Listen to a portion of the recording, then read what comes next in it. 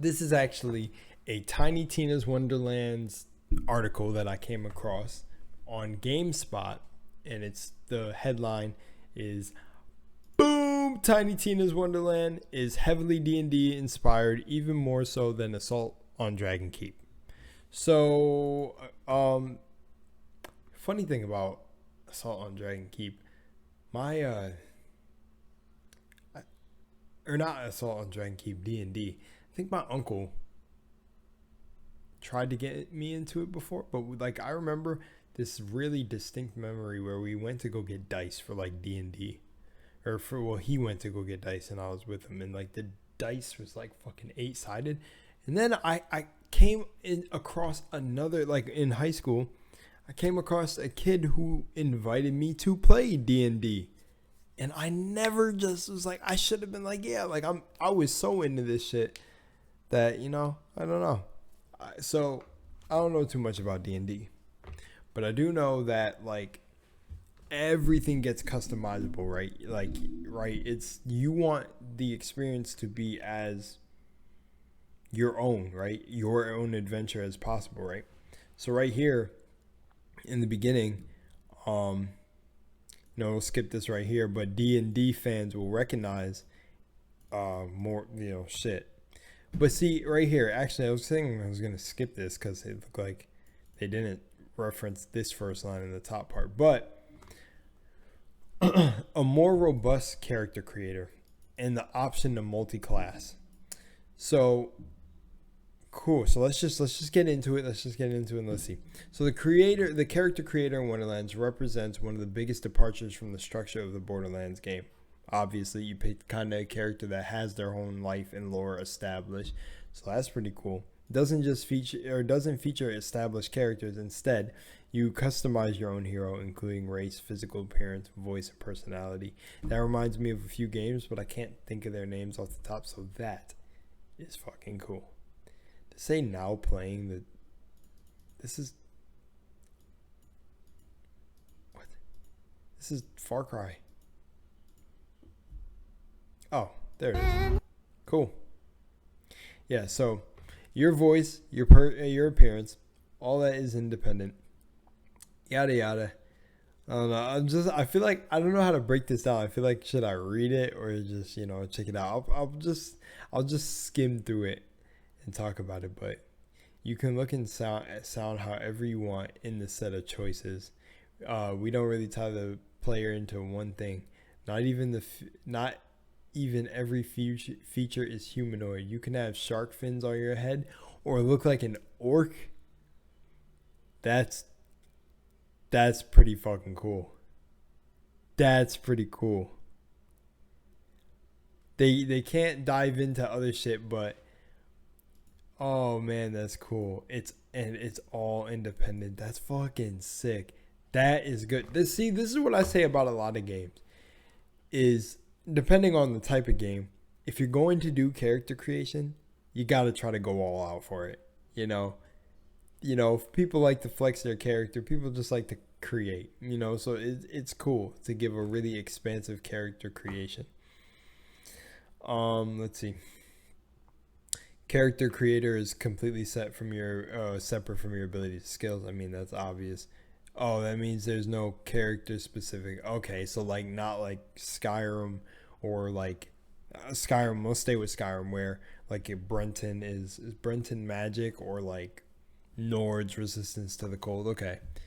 So anyways, that means no character. Okay. Blah. The philosophy extends into skill trees. Wonderlands will have 6 distinct classes to choose from.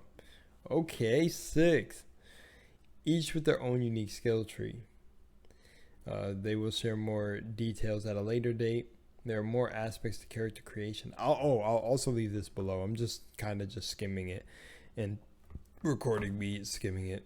But, okay. Each character class will have abilities that our fans are accustomed to seeing in the game. Okay, that's cool. So you're going to be able to put 2. So, okay, wait. So the ability of the most... Player combining Borderlands 2's Gunzerker with Borderlands 3's Siren a possibility. She didn't. Oh, okay. You can take two completely different skill sets and putting them together.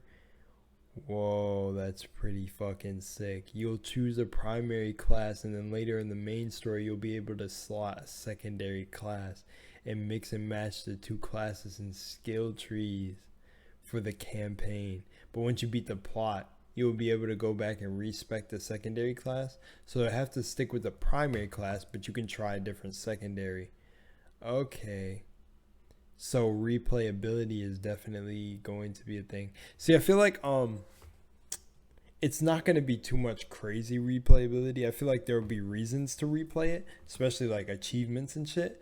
But again, when sometimes I feel like that it's hype sometimes when games say there's going to be like a reason to want to try different things. I feel like there's going to be really strong things, but Borderlands usually kills it with their shit, so we'll see. Okay, so let's see. Your ability to shape your character doesn't end there. There's more to do beyond the skills. Okay, so you'll have hero points to spend in a classic Dungeons and Dragons attributes. All those speaks different for like a melee attribute or a spell attribute or a skill. Like it's like a character sheet. Okay.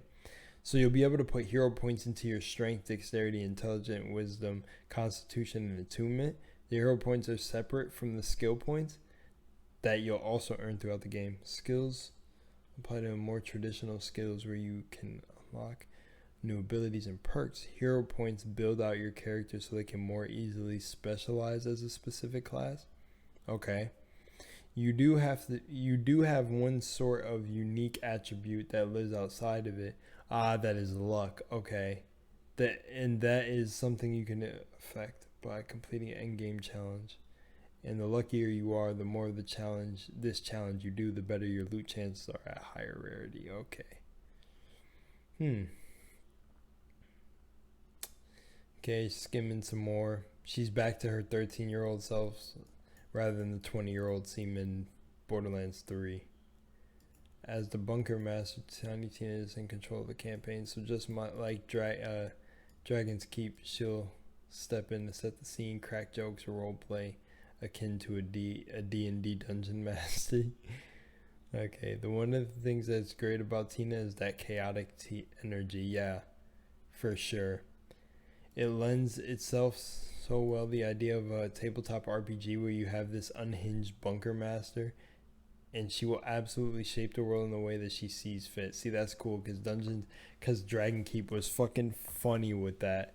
Like, she was just like fucking pulling the plot out like all over the fucking place.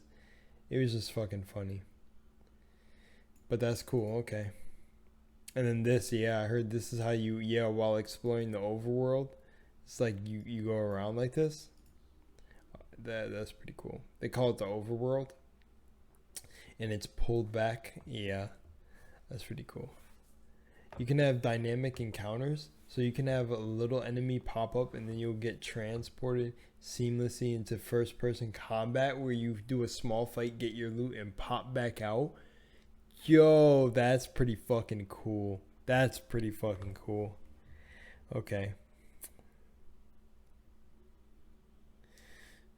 Fundamentally, in the Wonderlands plays like a Borderlands game. This is still a looter shooter, though Gearbox took steps to improve upon Borderlands. Yes, a game that finally gets it. They're improving upon a formula that's already okay. Though, it was pretty good. Ooh, excuse me. It's pretty good that they went into a direction like this, because I remember just like Borderlands 3 thinking about just everything. I think it's funny how they went into the direction of doing an RPG or like the D&D style shit, because Borderlands 3 was like a step up kind of for like how it plays and the fluidity of it. but a step down for all the story elements that just made no fucking sense, like where the fucking vault hunters were in the cutscenes and just like other shit that just did not add up.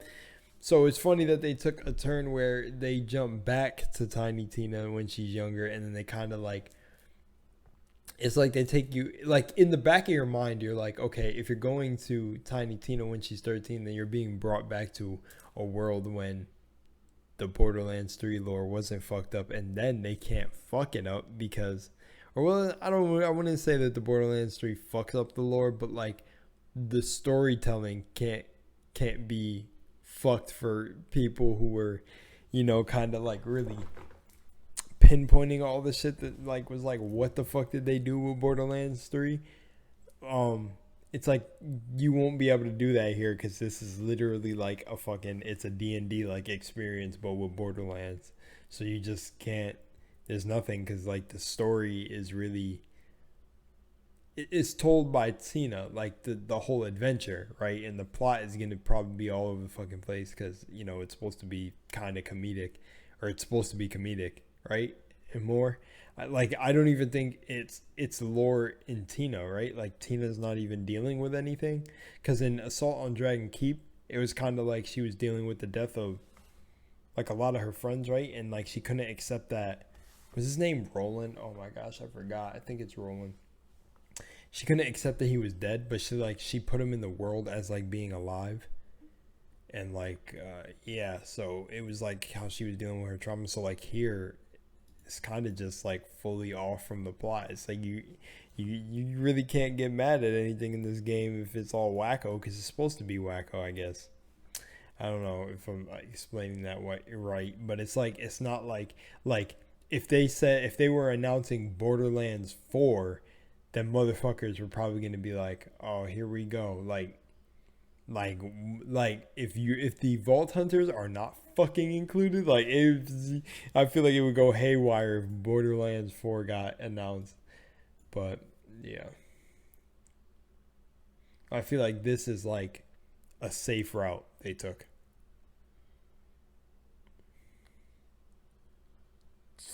But yeah, okay, so in spite of the departures from the established Borderlands, okay, yeah, I read that. We wanted to make sure that we embrace the strength of what we do best, and that the looter shooter loop is going to feel very familiar to fans of our game. But instead of being preoccupied with how many guns are there in the game, our focus is on the diversity of the types of fantasy weapons that you can have. So really more about the breedth of fantasy gear, rather than ensuring a high tick mark on how many guns we have. Getting super tired. But okay. There's Valheim below, so we have our procedurally generated loot. So you'll definitely see different parts on melee weapons and different abilities for spell books, but it's more new types of gear that you can combine into meaningful experience, so you can play how you want to play. And even some of the things about the guns have changed. You'll see different firing mechanics than you have in previous titles, and the addition of crossbows and magic-based barrels, okay, which are a little bit different from what we've done before. Movement during combat has also evolved to better incorporate Wonderland's spell casting and melee attacking. Okay, faster movement of Borderlands 3 returns, as does game slides, ground pound, and clamber mechanics. Wonderland goes into a step forward, adding a new melee focused movement mechanic. Okay, if you're just out of range when you attack, you'll glide into your enemy like an auto glide, so you can sprint like in Borderlands 3. And then if you melee at the end of your slide at the right distance, you can continue gliding straight into the enemy and close the distance in a really fun way. It's as satisfying as it looks. Okay, I'll say you guys are okay. During our conversation, I also pressed Belmore and Cox for additional details, story and narrative themes, while in-game content. They both promise that the player will have more detailed looks at the aspects of Wonderlands ahead of its launch, which is fast approaching. It's scheduled to release on March 25th. Okay. Well, let's hope. Let's just hope. Let's see. Let's see what they got. Let's see what they got. I'll still kind of see. It seems really good. Seems like it's going to be really good, really fun. Like a game that you will not be able to dislike easily. But you always know there's going to be... I'm going to look out for the people who can genuinely are finding things that are like actually probably like game breaking. Unless it's... I say if it's game breaking in a fun way, hey, who cares? But like, I feel like this is just going to be one of those games that... It's going to be a game that like... Not that you... Yeah, I guess I would say it like that. That you have... Like, it'd be a game that you at least got to try or got to play. Definitely that they're doing this D&D inspired shit. It's going to cross. They're bringing D&D, like they're like, this is going a bit marketed to D&D people. If they're saying it's heavily D&D inspired, I know my uncle is going to fucking be on this. Hands down, he'll be on this. So anyways, I'll see you in the next video. And yeah, I hope you just liked me checking this out. I'd be more than excited right now, but I'm just super tired. But I can't wait. I really can't wait. We'll see. See you. Next one. Man. I can't wait for the character customization.